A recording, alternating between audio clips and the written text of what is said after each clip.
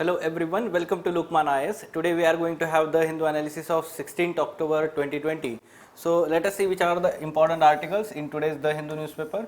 So yes, some important articles especially for mains examination. Let us try to understand them, analyze them from our examination perspective. Very good article by Shyam Saran on page number 6, editorial page. The message in the Peace Nobel, that is multilateralism, that it is talking about. Recently we have discussed that Nobel Prize, Peace Prize 2020, that was given to United Nations World Food Program.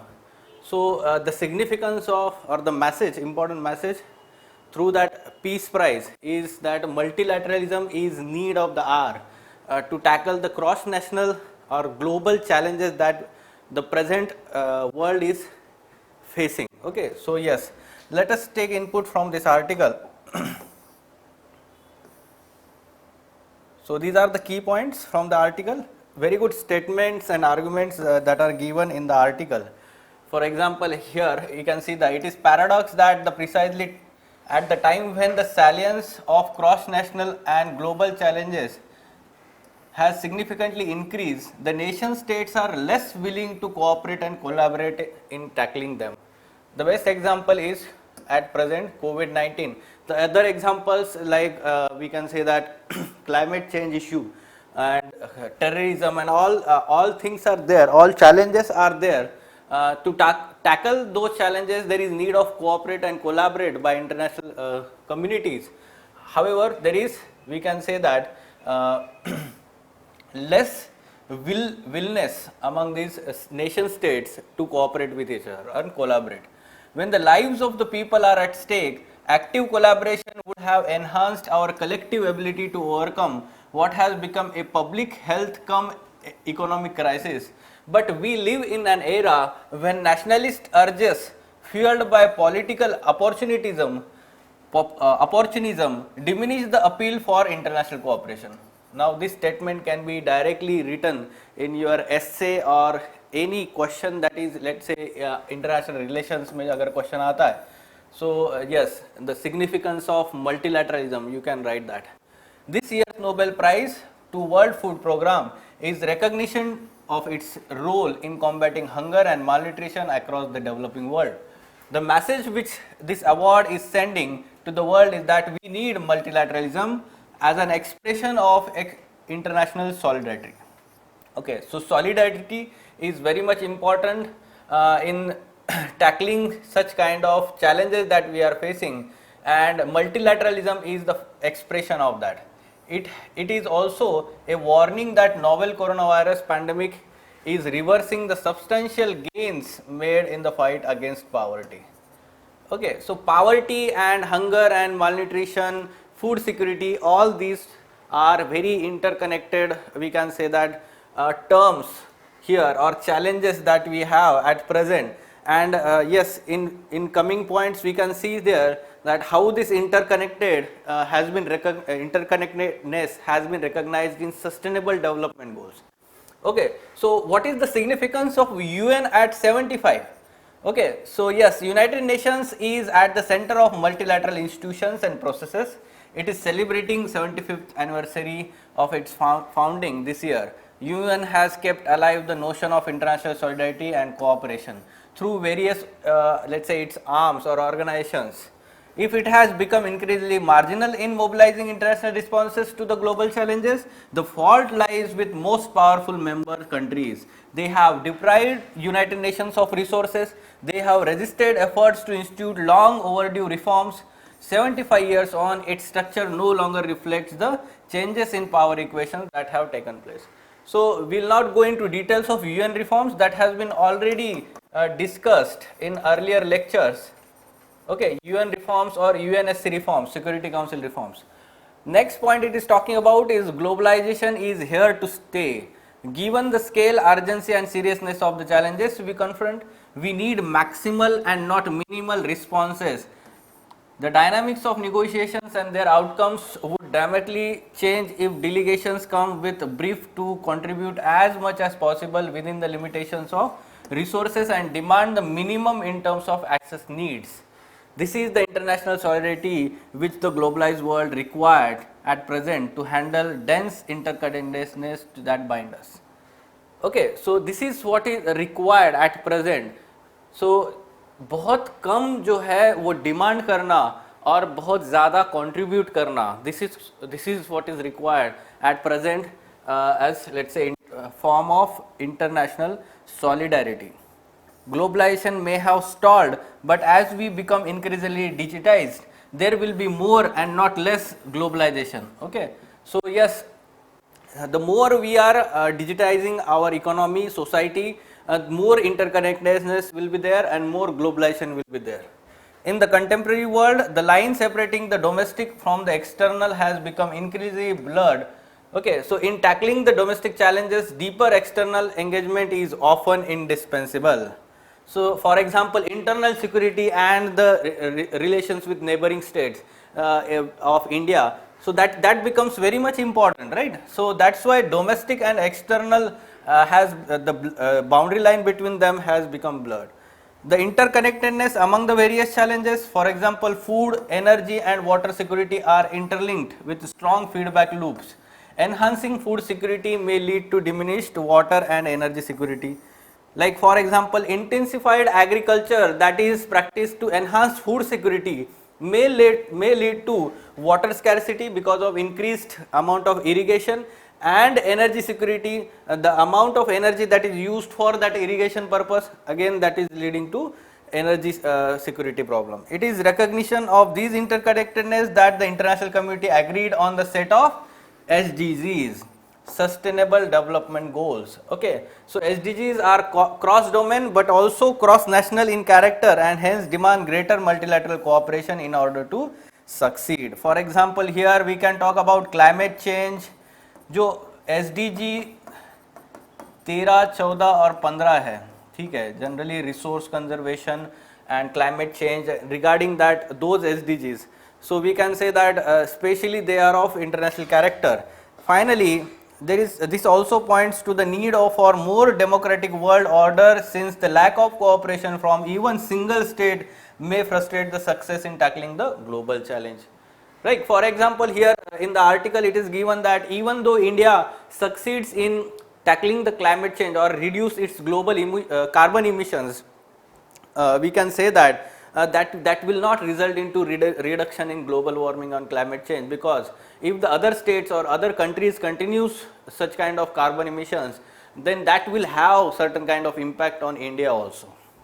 Fine. So prevention cannot be achieved through coercion, only through cooperation. It is only multilateralism that makes this possible. So very good statement in conclusion that we can use here. So such kind of question can be dealt through this article. Analyze the need and relevance of multilateralism at present when the world is battling with many cross-national challenges. Okay, you can give the example, the present example like COVID-19. You can give the example of climate change. You can give the example of like a refugee crisis or let's say poverty, hunger. All these are cross-national challenges actually. Essay topic: globalization is here to stay. So recently there had been very much discussion on deglobalization kind of things, reglobalization. So globalization हमेशा UPSC के लिए एक favorite topic बनता है.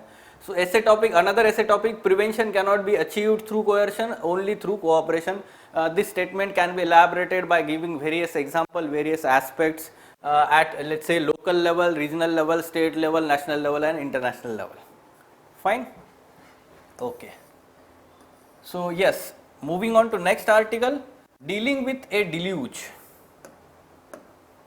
So the context of the article is, it is talking about the recent floods in Hyderabad because of heavy downpour within the short period of time. So yes, the causing factor and some important way forward suggestions that it is talking about.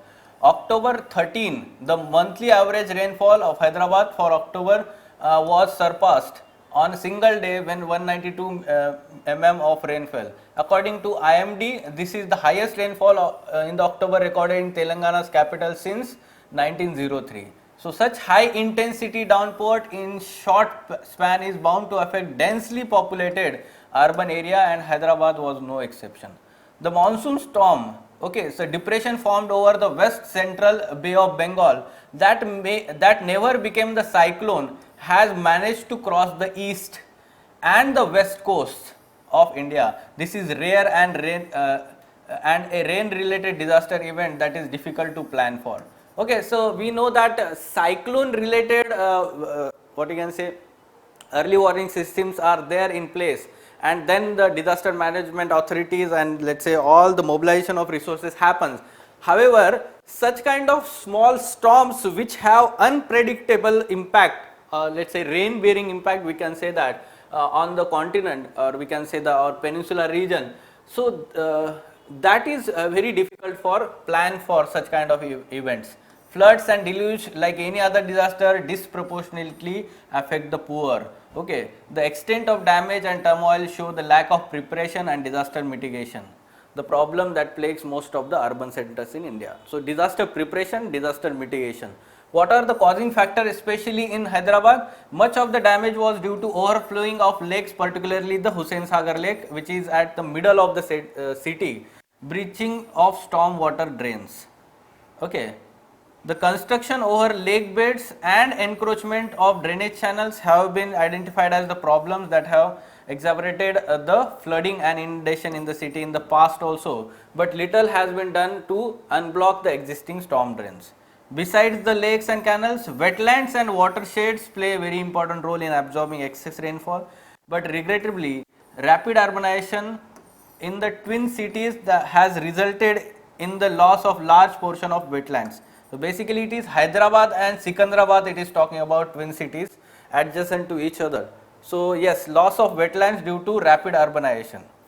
Fine. Way forward, Hyderabad urgently, short term way forward is needs expand and remodel its drainage system, and in long term the effects of flooding due to deluges can only be mitigated if urban planners take into account the hydrogeology of cities and ensures that construction, development and occupation do not take place in a way that reduces the area of wetlands. So two important words, urban planners need to take into account the hydrogeology of the cities and the drainage system that should be remodeled and expanded. Fine. So this should be the way forward. So question like though floods is a natural phenomenon, urban floods is largely due to man-made factors. With reference to this statement, explain the factors responsible for urban floods in India and suggest measures for mitigation. Simple direct question that can be asked in your GS1 also and GS3 also, because in GS1 there is topic national hazards, floods is natural hazards, and floods is a kind of natural hazard, we know about it, and in GS3 disaster management is the topic. Fine. Moving on to next. No end to violence against women. Supreme Court in recent judgment has said that yes, crimes against women continued in never ending cycle in India. So it said that women in India faced violence and discrimination in one form or other in their various roles such as daughter, sister, wife, mother, partner or single women.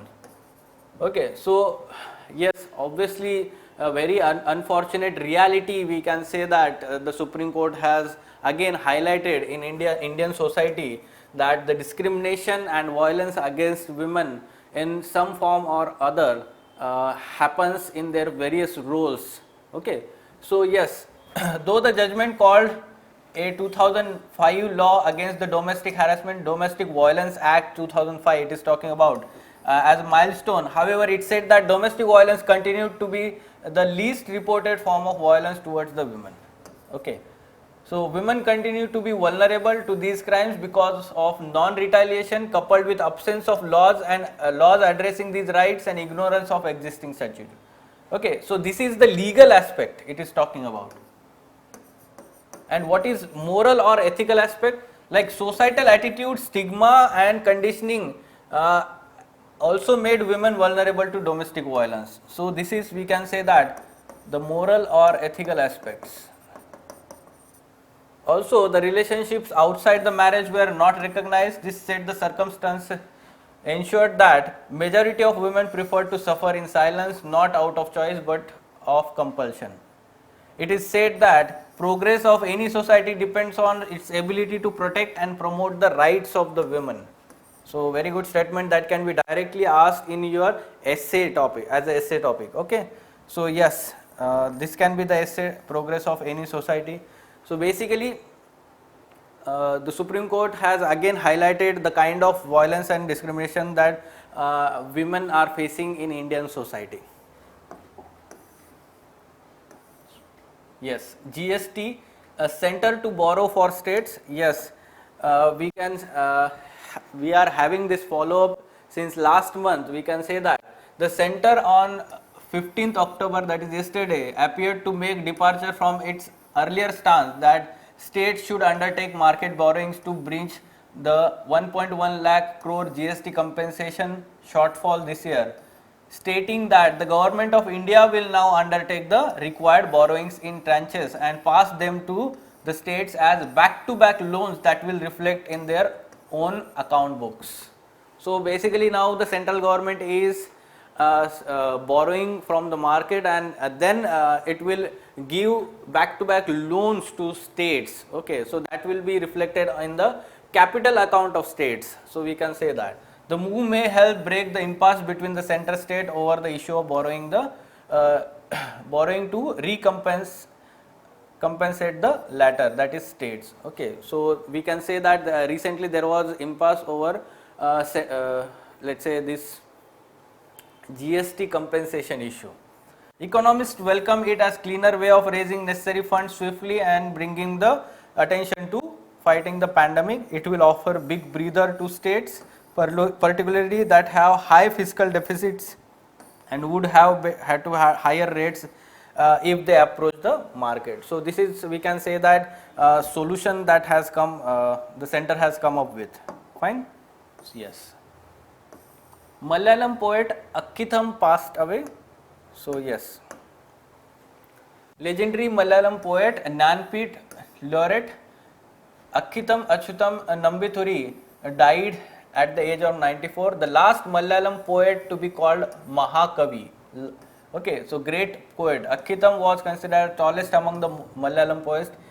Okay, so he introduced meaningful modernism in Malayalam poetry. He worked for nearly 3 decades in Akashvani as scriptwriter, awarded with Padma Shri in 2017. So earlier also in September month we had discussed about like when this year's Jnanpith award was given to him. It was in news.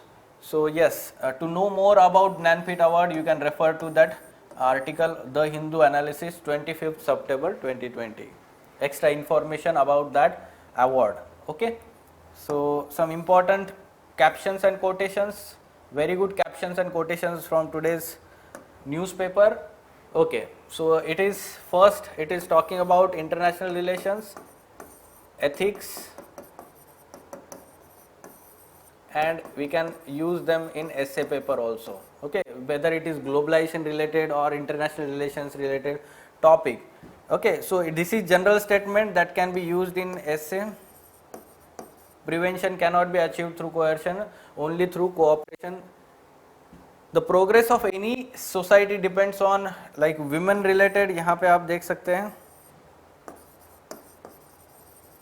So here you can write them in society related GS1 or even essay. UPC has tendency to ask every year an essay on women related issues in different manner, exploring different aspects here.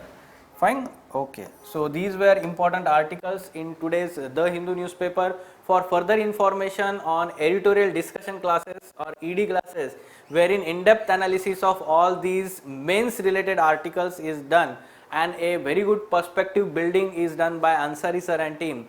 To know let's say further information about that course, you can contact Lukman IAS. Thank you.